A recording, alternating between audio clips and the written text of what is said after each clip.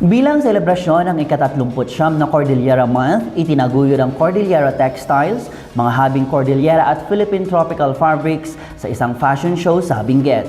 Tunghayan ito sa report ni PIA-ISU intern Caritz Reyes. Sa bawat hipla ng telang hinabi ng mga kamay ng mga Cordilleran, nakaukit ang kwento ng kanilang kultura, pagkakakilanlan at kabuhayan. Ngayong 39 Cordillera Month, muling bibigyang buhay ang mga kwentong ito sa pamamagitan ng makabagong disenyo at likhang Pilipino sa isang natatanging fashion show.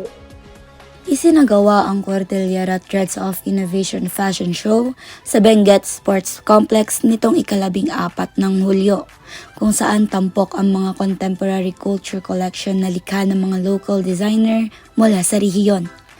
Sa bawat kasuotan, makikita ang mga tradisyonal na habi at makabagong disenyo na layong ipakilala ang Cordillera Textiles sa mas malawak na merkado.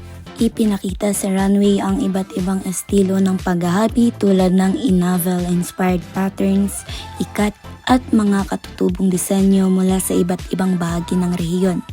Bawat kasuotan ay hindi lamang nagpapakita ng ganda ng disenyo, kundi maging ng kasaysayan at pagkakakilanlan ng bawat komunidad na pinagmulan nito. Ang naging inspiration ko sa pagpapakita ng mga collection ko ngayon ay yung pagiging isang OFW ko.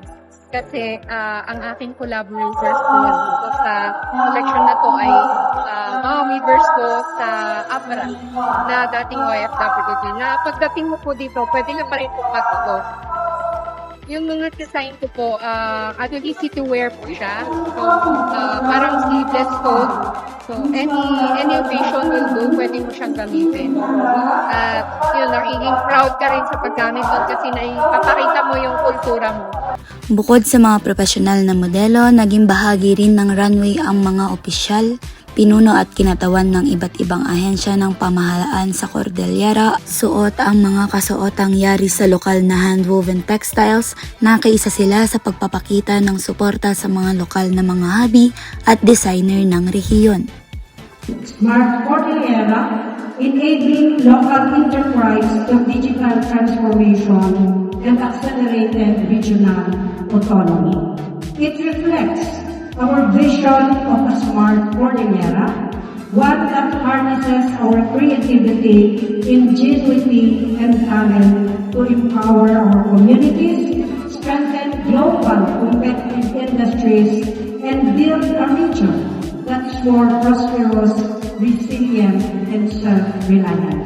This afternoon, we will witness 3 inspiring segments that showcase the innovation, craftsmanship, and enduring legacy of our weaving industry. Para sa mga designer, ang bawat koleksyon ay bunga ng pakikipagtulungan sa mga local weaver na sa loob ng maraming taon ay magpapanatili ng tradisyon na paghahabi. Sa pamamagitan ng mga makabagong disenyo, nabibigyan ng bagong pagkakataon ang kanilang mga produkto na maipakilala hindi lamang sa Cordillera, kundi maging sa pambansa at pandaigdigang merkado. As a youth advocate of the province of Benguet, specializing with our local fabrics, number one, of course, to preserve our culture. And then second, to support our local MSMEs, our weavers. And at the same time, para labanan natin yung modernized fabrics na printed materials na umuos po ngayon.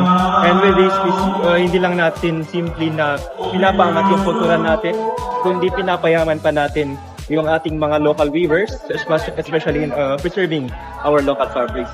And with that, as a youth of our province, of course, the whole Cordillera, we held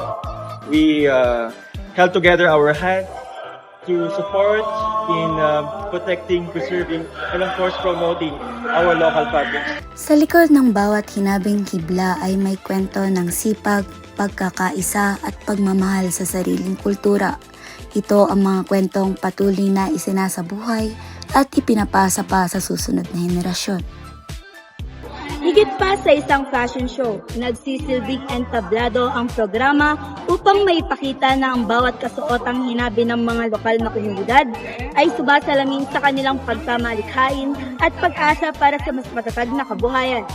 Isang patunay na ang tradisyon ng Cordillera ay patuloy nang nabibigyang buhay at naipapasa sa susunod na henerasyon sa pamamagitan ng inobasyon.